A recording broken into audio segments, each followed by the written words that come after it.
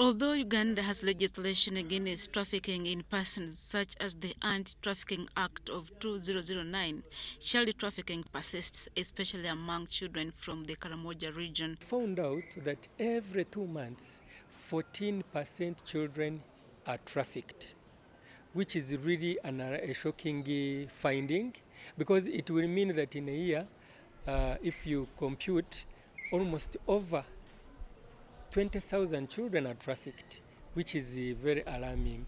And then also we found out that 71% of parents in Napak, they don't want child trafficking to stop. They look at it as an alternative livelihood. We have also found a challenge with the witnesses. Sometimes these are cases that lack witnesses, and at the end of the day, there is no sufficient evidence to produce to court for a conviction. And these people are released out, they are given bails, and they repeat the same fights. So I call upon the community, the local councils, because you are in those places and you know you have the information.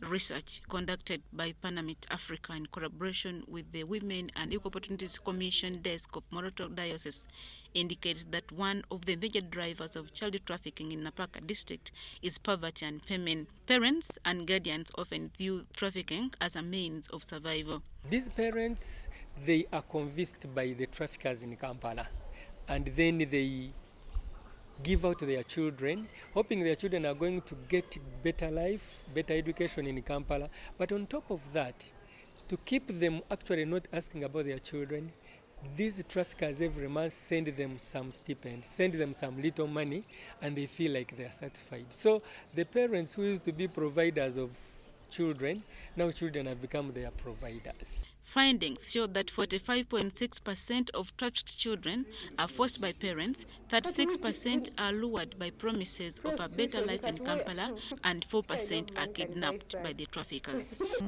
Poverty is one issue. Mindset of people now, it's another reality that needs to be addressed. Child trafficking normalized in order to get some survival. And then we need to have a prosecution, we need to address the plight of the children, the rescuing children, rehabilitating, reintegrating children.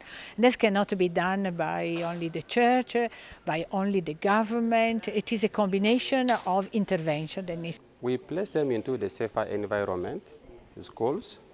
Of course, some families disown them, rejected them.